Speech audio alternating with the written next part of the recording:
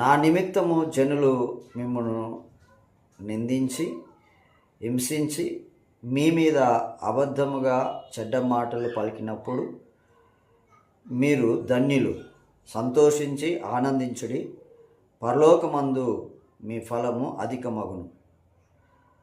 ఇలాగున వారు పూర్వమందుండిన పితరులను హింసించిరి. ప్రియమైన దేవుని సంగమా, క్రైస్తవ బిడ్డలారా, మరి క్రైస్తవులుగా మనం ఉండినప్పుడు క్రైస్తవుల యొక్క జీవన విధానంలో క్రైస్తవులు ఎదుర్కోబోయే విషయాలని మన ప్రభువును రక్షకుడైన యేసుక్రీస్తు మరి మొదట్లోనే మనకి చెప్పాడు. నన్ను వెంబడించినప్పుడు నా నిమిత్తం జనులు మిమ్మల్ని నిందిస్తారు, హింసిస్తారు. మూడవదిగా మీ మీద చెడ్డ మాటలల్లా పలుకుతారు. అంటే యేసు ప్రభువును వెంబడించే వారికి ఎదురయ్యే 3 విషయాలు ఇక్కడ మనకు కనబడుతున్నాయి. ఒకటి, నిందిస్తారు, రెండవది హింసిస్తారు, మూడవది చెడ్డ మాటలు పలుకుతారు. మరి నిందించి హింసించి చెడ్డ మాటలు పలికినప్పుడు మరి ఒక క్రైస్తవుడిగా మనం చేయాల్సిన పని ఏంటంటే, దూషణకు ప్రతిదూషణ కానీ, మరి నిందకు ప్రతి నిందే కానీ, హింసకు ప్రతిహింస కానీ క్రైస్తవులుగా మనం చేయకూడదు.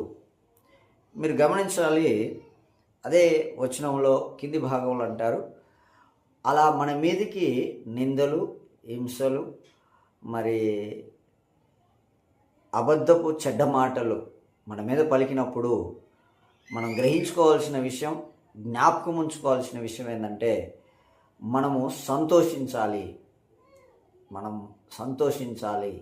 ఎందుకు సంతోషించాలంటే, మనము ధన్యులం అవుతున్నాం. ఒకటి, ధన్యులం అవుతున్నాం. ఎవరి వలన? మనల్ని హింసించే వారి వలన, మన మీద చెడ్డ మాటలు పలికేవారి వలన.